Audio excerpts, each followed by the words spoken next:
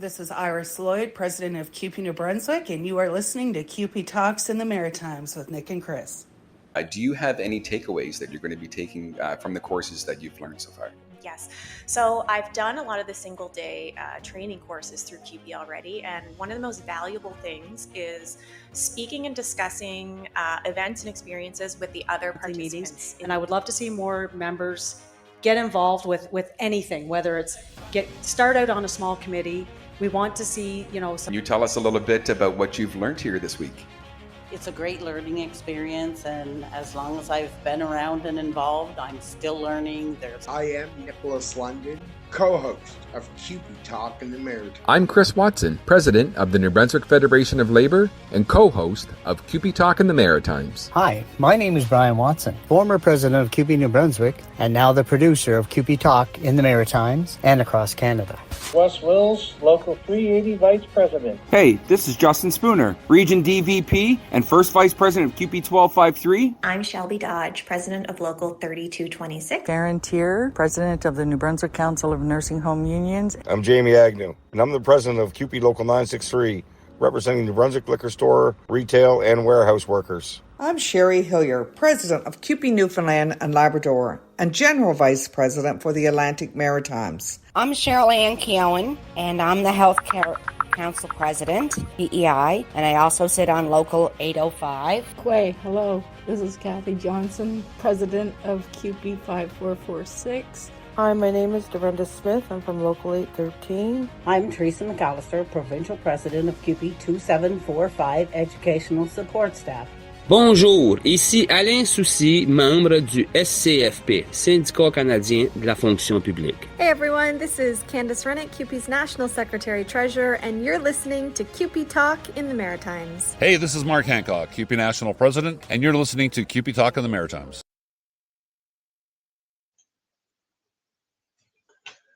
Hey guys, welcome to the show. I am Nick, joined alongside my co-host, Chris Watson. Chris, welcome to the show, man. Hey, Nick, how's it going? It's nice to actually be side by side. Yeah, this doesn't happen every day. This is almost shocking. It's rare. Very rare. We have some very important news that we're covering today here on this show. Chris, why don't you tell the listeners what it is that we're going to do here today? Yeah, so for those who follow us on social media and have been following what's going on here in CUPE in the Maritimes, as you know, over in beautiful Prince Edward Island, there's been a labor dispute with CUPE Local 830 with the municipal local, and that's what we're here to discuss today. 24 days out in the line. So Nick, maybe we have a little quick commercial just to kind of give our viewers a insight as to what's going on. I am Robbie Howard, President of CUPE Local 830, Charlottetown Water and Sewer Workers. We've worked through storms, holidays, hurricanes, and emergencies to keep your water safe and clean. We've been on strike for weeks. It wasn't an easy choice. We're standing up for respect and fairness, but we are being ignored. We've always been there for you, the residents, and now we are asking for your support. It's time to call City Hall. Tell them you stand with us, the workers. Sponsored by CUPE Local 830. So there it is. That's what's going on over in PEI, and these workers need our support. They need our support more now than ever. And we are here today to not only show solidarity, but to show that we care and that we are there with them. Maybe not in person all the time as we would like to be, but in spirit, we're there. And we will continue to be there through this whole thing, 24 days strong. If they think we're getting any weaker or they think we're getting any softer, they're dead wrong. Chris, you have been on many picket lines yourself as a guy who's been to many rallies. What do you think of all this being 24 days in? 24 days in, it's starting to get tough, as you know, from being on strike in 2021. In the first few days, morale's high, the energy level's high, but as the day goes, as time goes on and the days go on, you start to get tired, and 24 days in, it's long enough. I mean, it's been record heat waves, things like that. So I know those members are feeling the pressure, but they're still staying strong. They're not giving in. They're not backing down. And the municipal council over there needs to recognize that these members aren't going anywhere. We're not going anywhere. The labor movement is not going anywhere.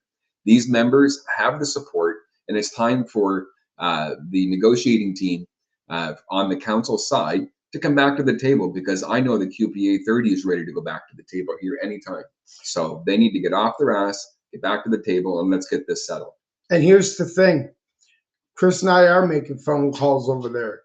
We are also sending emails directly to the mayor. We will continue to do that. We will continue the phone calls. We will continue sharing and letting people know what is happening, because all this time I thought Charlottetown, 60 years without a strike. 60 years. And we have a strike on our hands. It makes me rethink everything I thought about when it comes to the mayor and council over there in Charlottetown. It really, truly does. Yeah, no, you're right. And Nick's right when he talks about the phone calls and emails. I myself called over to the mayor's office today to try to have some discussions, and found out that there's going to be, I guess, some information coming out a little bit later. But now I've opened up that door myself, and getting directly emails as to what's going on, and I'm going to be keeping up the pressure from here in New Brunswick and letting them know that not only are we going to work with CUPE 830 and CUPE as a whole, but also on a Federation of Labor's standpoint. I know, as you hear, that I am the president for the Fed, so I'm going to be reaching out to Carl over at the PEI Fed as well to see what we can do. So like I said, with CUPE 830, you're not alone in your fight. You've got the broader labor movement standing behind you, and we're going to do whatever it takes to help get you back to the table and get you the deal that you so rightfully deserve. Absolutely. I couldn't have said it better myself. We may be here, but we're there, and we will continue this. We will continue to push, and we will continue to knock doors down and make noise and show all of CUPE PEI that we are with them, and that there's nothing the council's going to do that's going to distract us, throw us off our game, because when we're together, we're unstoppable. An injury to one is an injury to all. And I don't care where you are in this great country of Canada. We are all CUPE, and we are all family. So whatever game that they think they're playing, we're not playing their game. They're playing our game. And our game is to get back to the bargaining table. And they're going to get back there, because if they want to make things right, things are moving, and they can get a lot rougher real quick, because we have got strength in numbers and the solidarity in this province, in PEI, in Nova Scotia, in Newfoundland, Labrador. Strong, strong, strong. Right. Now, there are ways that you can obviously help. Obviously, if you're in the area, stop down to the headquarters, join the picket lines, beef them up. I know that's always appreciated. As you can see on the screen now, you're going to see a QR code where you can email the city council. I usually send one of those every day. I know Nick does as well. So you can do that no matter where you're from. It doesn't even have to be just yourself. You can encourage your friends, family, other community members to do that as well. So please do that, and let them know that you want them to get back to the table. That's right. Stay CUPE 830 strong, because they are, we are, and all of Canada will continue. We encourage you guys, scan that code. Please get the word out. We need the council to know that this is not some sort of, well, they'll give in eventually, because we won't. We're not going to. So get the word out. Let them know how you feel. And you know what? While we're here, I feel like it's a good opportunity, brother. We can look at this as well, because you got CUPE PEI, QR on that side, and then you've got city council on that side that they can send their emails to. But there's a rough idea of everything right there, of what is going on. And We just want you guys to be informed because CUPE Local 830, they need us and we want to be there because that is what we do in the labor movement. We stay strong and we fight. That's right. When one local wins, we all win. It doesn't matter which local you're from. So that's why it's important to recognize that we are stronger together. And, you know, there ain't no power like the power of the people. So, you know, let's get together and make it happen. Now, we do have another video that we are going to play that does some talks with some of the local executive and things like that. So, Nick, if you want to roll the video, let's show the members what's going on. Absolutely.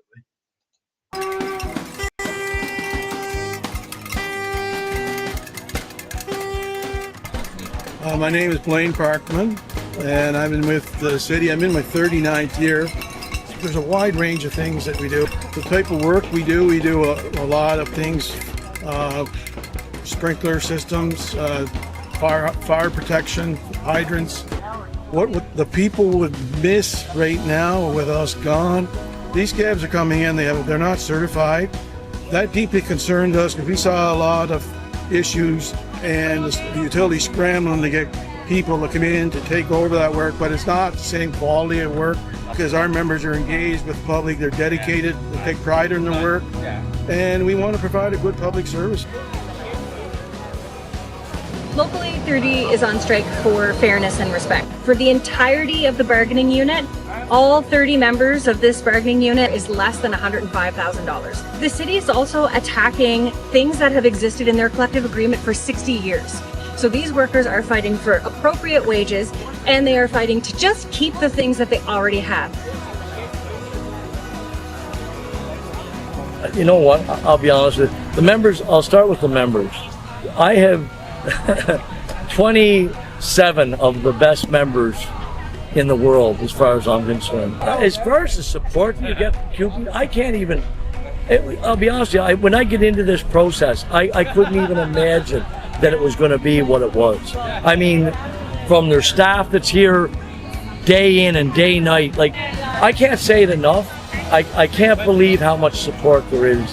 And that's not even from coast to coast to coast, the support that we're getting from all CUPE members. And not just CUPE, all locals, period. So, I mean, it's powerful stuff, I'll be honest with you. And I'm going to be honest, our members are going to be here till the end. To the city of Charlottetown, you picked the fight with the Canadian Union of Public Employees. And that means all 750,000 members from coast to coast to coast. We will not let these members starve. We will support these members till the collective agreement is found at the bargaining table. We will put every resource that's needed. We'll see you in the courts, we'll see you in the labor board, we'll see you on the streets, and we will keep fighting until we get a collective agreement that works for our members. Solidarity, my friends.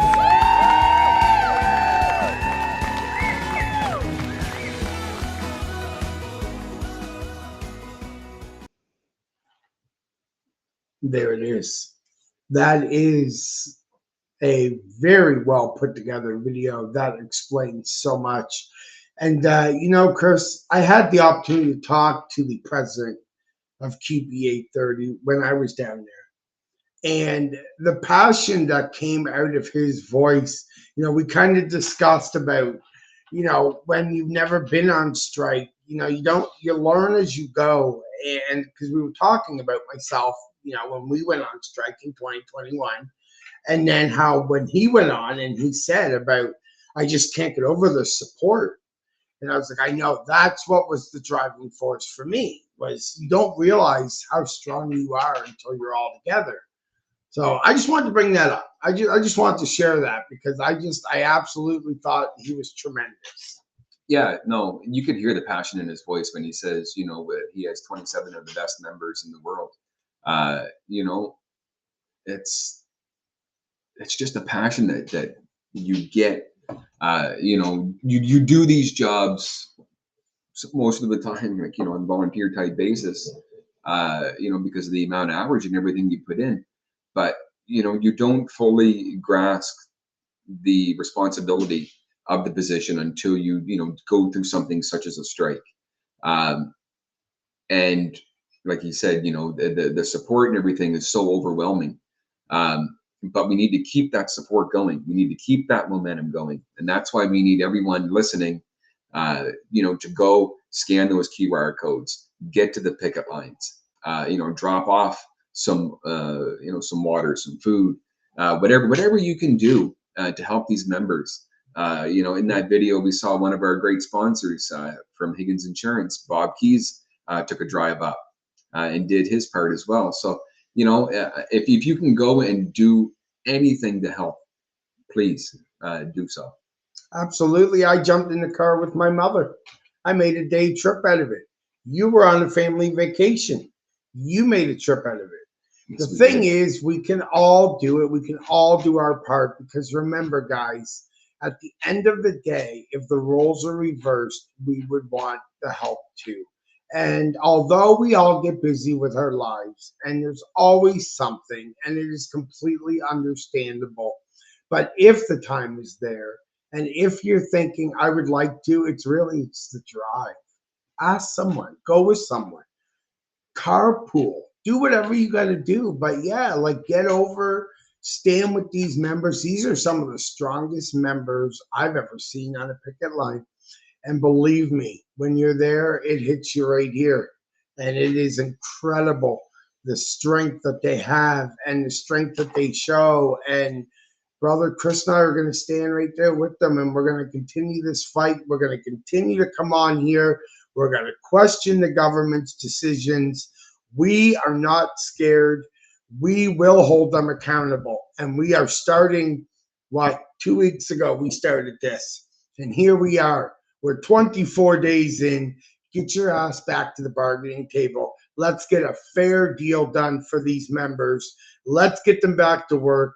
Scabs, absolutely terrible. I don't like the word. I don't like the idea of it.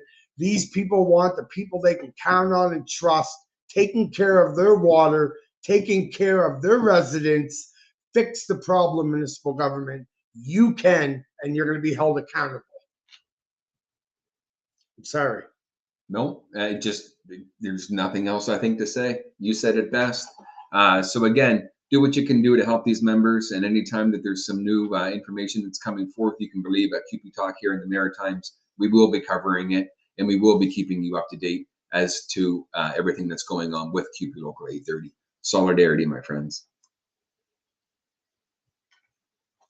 I am Robbie Howard, President of CUPE Local 830, Charlottetown Water and Sewer Workers. We've worked through storms, holidays, hurricanes, and emergencies to keep your water safe and clean. We've been on strike for weeks. It wasn't an easy choice. We're standing up for respect and fairness, but we are being ignored. We've always been there for you, the residents, and now we are asking for your support. It's time to call City Hall. Tell them you stand with us, the workers. Sponsored by CUPE Local 830.